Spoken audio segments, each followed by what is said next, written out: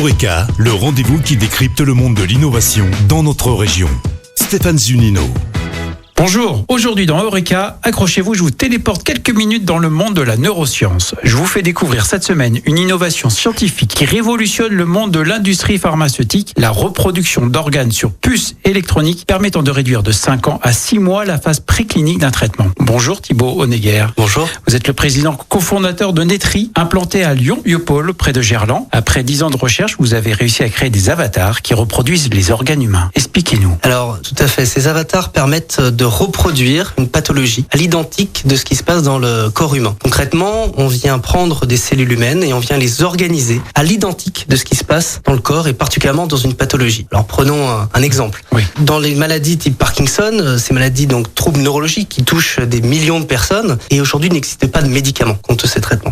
Alors, pourquoi il n'existe pas de médicaments? Parce que l'industrie pharmaceutique a essayé de développer des dizaines de fois des traitements qui m'ont marché chez le rat, chez le rongeur, mais pas chez l'humain. Pourquoi? Parce que le cerveau d'un rat n'est pas le même que celui d'un humain. Et donc, nous avons développé un ensemble de technologies qui permettent de reproduire les circuits qui sont impliqués à l'identique d'un patient qui est atteint de Parkinson, et donc de tester en avance de phase les médicaments pour montrer leur efficacité. L'innovation vient dans la technologie que vous utilisez. Vous mélangez donc, vous associez les cellules souches à l'ingénierie et au digital. Oui, tout à fait. Nos 3 piliers fondamentaux chez Netri sont tout d'abord l'ingénierie, où l'on vient créer des architectures qui reproduisent comment ces cellules humaines sont organisées, d'une part. D'autre part, la biologie, où l'on a développé un ensemble de process qui nous permettent, à partir de cellules souches, les fameuses cellules qui sont liées au démarrage et qui peuvent donner toutes les cellules du corps humain, tous les protocoles qui permettent de les mettre dans nos dispositifs. Et enfin, le digital, où on vient enregistrer comment ces cellules vont communiquer entre elles pour en faire un marqueur d'efficacité. Il faut dire que c'est une innovation unique au monde. Oui,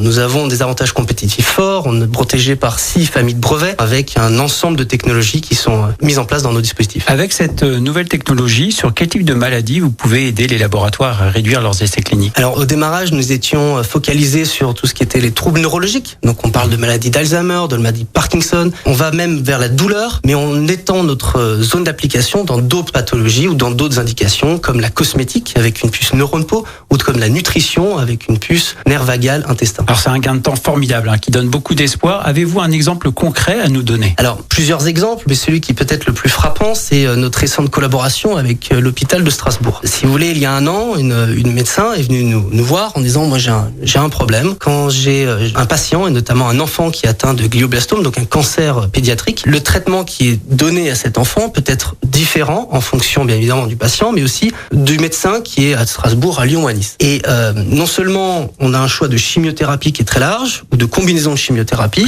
mais en plus, lorsque l'on met cette chimio chez le patient, il y a un développement du cerveau qui peut être altéré. Donc, ce qu'on a fait, c'est qu'on a développé un modèle, d'accord, de glioblastome sur puce, qu'on appelle. Nous, on vient prendre une ponction de la tumeur, on vient la mettre dans nos dispositifs, ce qui nous permet de tester en masse l'ensemble des différents traitements et d'anticiper à la fois la réduction de la tumeur, ce qui est le principal point des chimiothérapies, mais aussi d'anticiper le fait de développement cérébral minimum altéré par la chimiothérapie. Alors, vous commercialisez depuis 1 an votre solution. Quel est votre champ d'action? Il est mondial, je suppose. Alors, bien sûr, on travaille évidemment avec les grosses industries pharmaceutiques qui sont réparties dans le monde entier, mais aussi les biotech. Vous êtes implanté à Lyon-Biopôle, c'est bien cela. Voilà. Gerland.